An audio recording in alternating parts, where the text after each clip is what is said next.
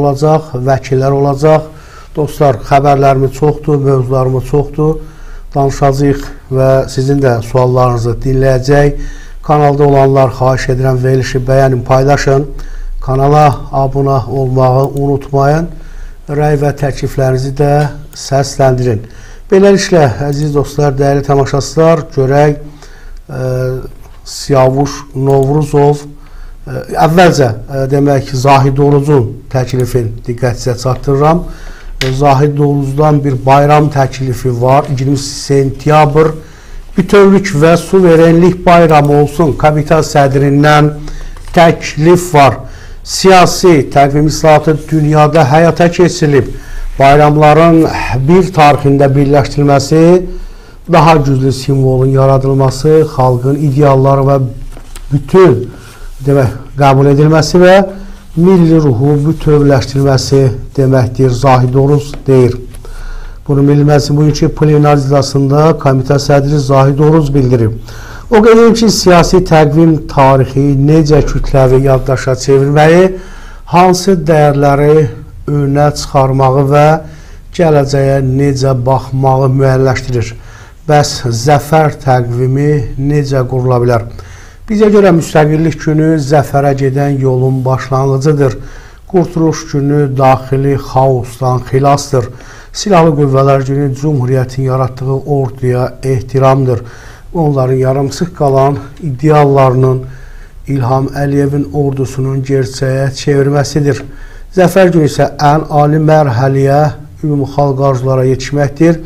Deməli, siyasi tariximizi düzgün sıralamaq və birləşmək gərəkdir. Bunu Zahid Oruz deyir, dostlar. Komitə sədri yeni təkliflə çıxış edib. Prezidentin bəyan etdiyi yeni tarixi dövrdə zəfərdən sonraki təqvimimizdən 17 noyabr milli dirçəliş, 18 oktyabr müstəqilliyin bərpası və 20 sentyabr suverenlik gününün vahid siyasi idealda birləşdikləri üçün onları eyni bir gündə 20 sentyabrda bütövlük və suverenlik bayramına çevirməyi təklif edirik. Nəticədə qələbə təqvimimiz düzgün təmələ yerləşir. Əsla hər hansı tarixi günün üzərindən xətt çəkilmir. Əksinə xalqımızın meydan mübarizəsi müstəqilliyin elanı nəhayət 2023-cü ilin Xankəndi zəfəri ilə öz dolğun mənasına qovuşur. Dəyərli dostlar, əziz tamaşaçılar, sizin fikriniz maraqlıdır ki, deputat düz mü deyir, səhv mi deyir, ardıcıllıq, sıralama, təqvimlər, bayramlarla bağlı sizi qane edirmi, yoxsa yox? Və növbəti xəbərimiz Siyavuş Novruzovla bağlıdır, dostlar. Siyavuş Novruzov bugün otellərə bənzədib. Nəyi? Xəstəxanalarda qalma. Görək Siyavuş Novruzov, dostlar, necə əsaslandırır bunu?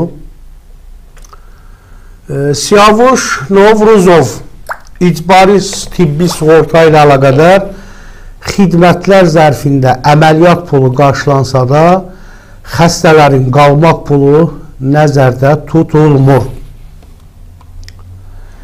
İcbari tibbi sığorta ilə əlaqədar xidmətlər zərfində əməliyyat pulu qarşılansa da xəstələrin qalmaq pulu nəzərdə tutulmur. Bunu Milli Məclisin payız sesiyasının ilk iclasında Milli Məclisin Regional Məsələlər Komitəsinin sədri Siyavuş Novruzov deyir. Siyavuş Novruzov bildirib ki, bəzi özəl xəstəxanalarda əməliyyatlar olsa da həmin özəl xəstəxanalarda qalmaq həddindən çox bahadır. Bəzi özəl xəstəxanaların palata qiyməti hotel qiymətinədir. Əməliyyat olunan xəstə sonradan palatada qalanda palatada qalmaq pulu əməliyyat pulundan baha başa gəlir. Xəstə əməliyyat olan kimi də durub evə gedə bilməz. Ən azı bir neçə gün qalmalıdır ki, sonradan evə buraxılsın.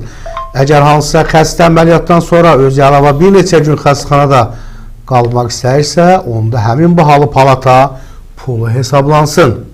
Təklif edirəm ki, əməliyyat xərclərindən əlavə olan xərcləri də xidmətlər zərfinə daxil edək ya da bunu başqa üsulla tənzimləməkdəyək Siyavuş Novruzov deyib. Və əziz dostlar, bu bizə gələn şikayətlərdən icbari tibbi sığorta ilə bağlı bir şikayəti də buradan qeyd edim. Demək,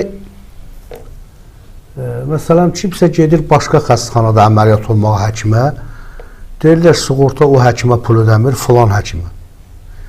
Can yiyəsi o, onun inamı o həkimədirsə, sən sığortanı niyə köçürtmürsən? Belə bir hallar var mı, əziz dostlar? İçinizdə belə bir hallar, rastlaşanlar var mı? Əziz dostlar, dəyərli tamaşaçılar, hörmətli izləyicilər, yazın. Bax, burada Qafqaz Qasaları yazılışı çox maraqlıdır. Bu deputatlar yaman zərfaşalıq edir. Nədən? Elçin Əhliyedərov, axşamınız xeyir, salamlar, xoş gördük hər kəsi. Ramil Qurbanov, salamlar. Salam əziz tamaşaçılar, hərəniz bir dəfə bəyənmə işarəsi verin və studiyamızın qonağını təqdim etmək istəyirəm sizə. Dostlar, bugün verilişdə demək Subut Mehdiyevi dəvət etmişəm. İnsan Hüquqları Mərkəzi Subut müəllim studiyamıza xoş gəlmişsiniz və Subut müəllimlə bir neçə mövzu var ki, onu biz müzakirə edəcəyik dostlar. İnsan hüquqları ilə bağlı mövzu var, siyasi mövzular var. Subut müəllim, bir daha xoş gəlmişsiniz və nədən başlayaq? Təşəkkür edirəm. Mən də salamlayıram Səngər TV-nin tamaşaçılarını. Hər kəs xoş gördük. Bugünkü mövzularımız, xəbər biletinimiz çoxdur. Müzakirə edəcəyimiz mövzular deyək ki, genişdir.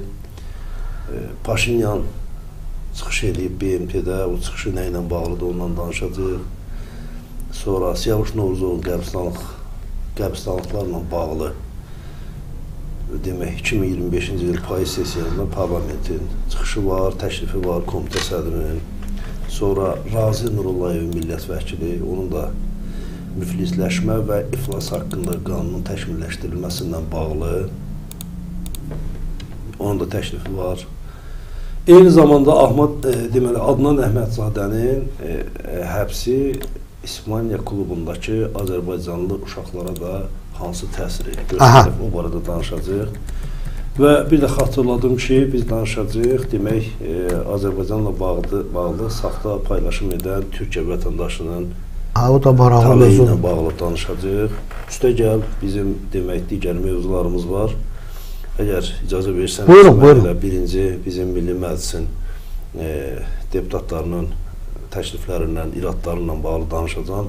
Mənim nəzər diqqətimi orada cəlb edən əsas məsələlərdən biri demək Siyavuş Novruzovun qəbristanlığı demək nümunəvi qəbristanlıq adlandırmasıdır. Görək bu ilk dəfədir mən bunu eşidirəm.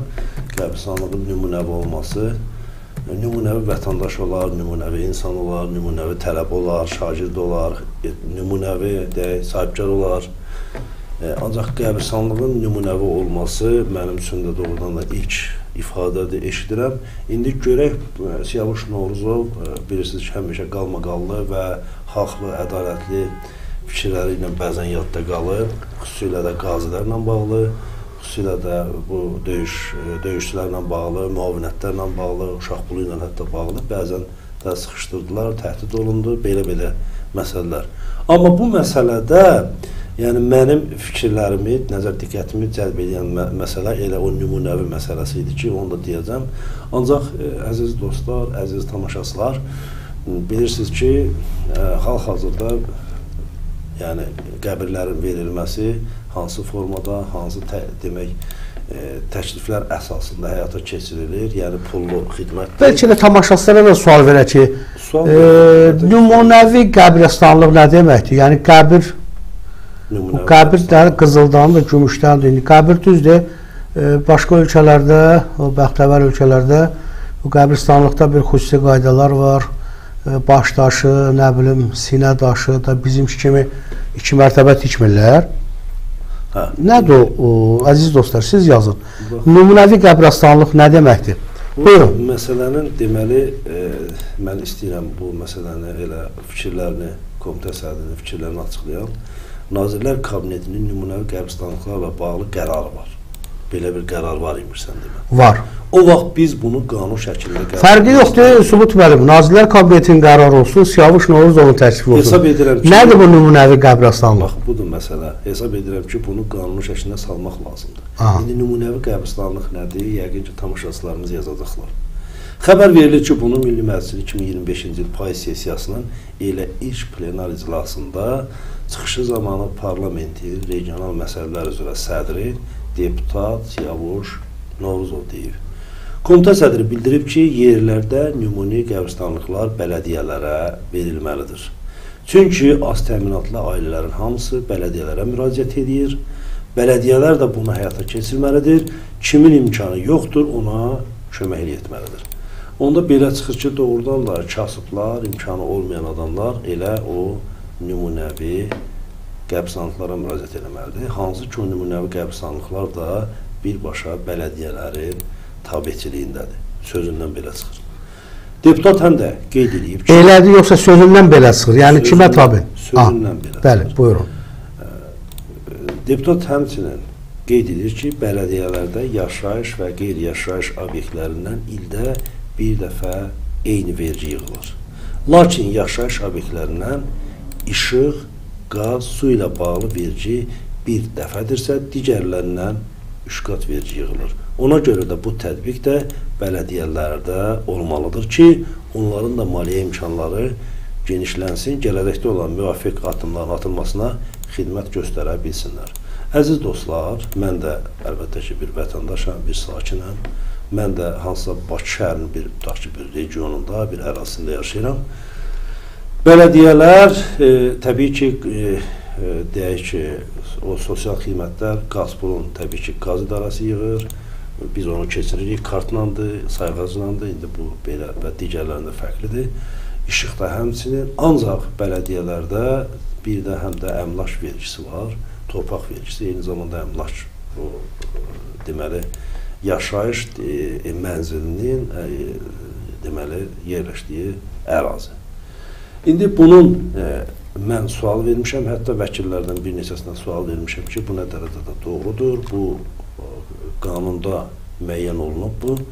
Ancaq sualıma cavabda belə bir dəqiq cavab da verilib. Ancaq nə qədər dəqiqdir, nə qədər doğrudur, əlbəttə ki, mən də onu hələ dəqiq müəyyənləşdirməmişəm. Demək, məsələ nədir?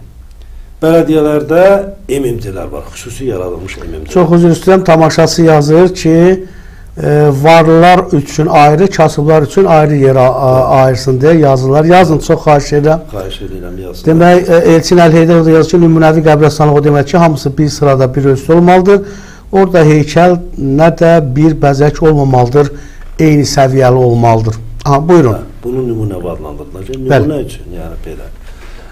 Demək, xüsusi əgər deyirsən pulu, vergini, hər hansı bir bələdiyyənin öz şotuna, tutaq ki, orada onun bank şotu var, ona köçürürsənsə, möhürlənmiş sənəd alırsansa, bələdiyyənin, bəli, bu doğrudur. Bu qanuna müvafiqdir. Yox, əgər hansısa bir firmanın, demək, onun büdcəsinə onu keçirirsənsə, burada hökmən diqqət eləmək lazımdır. İndi vətəndaş necə diqqət eləsin buna? Bu da təbii ki, suallar yaradır. Bununla bağlı da bir araşdırma aparmaq lazımdır. Aqil müəllim. Apararıq. Diqqət eləmək lazımdır ki, bələdiyyələrin bugünkü funksiyası, bugünkü demək gücü sıfır səviyyəsindədir. Bələdiyyələr nə işlə məşğuldur? Bələdiyyələrin funksiyası, bələdiyyənin gücü, bələdiyyələrin hüquqları nədən ibarətdir? Bunu da hər kəs, vətəndaşlar çox gözəl bilir. Bələdiyyələr haqqında çox gözəl qanun var, amma onlar icra olunmuyor. Adın qoymuşuq, özünü idarə etmək. Ancaq bələdiyyələrin, əlbəttə ki, bilirsiniz, bunun haqqında çox danışmaq olar, diskusiya aparmaq olar kökündən. Amma bunun mənə elə gəlir ki, icra hakimiyyətindən bələdiyyələrin indiki, demək, birgə fəaliyyəti alınmır. Yəni, icra hakimiyyəti daha güclü görünür, icra hakimiyyəti. Ancaq bələdiyyələrin funksiyası ondan daha zəif görsənir. Sənəddə bələdiyyələrdir birinci, sənədlə müəyyənləşəndə, amma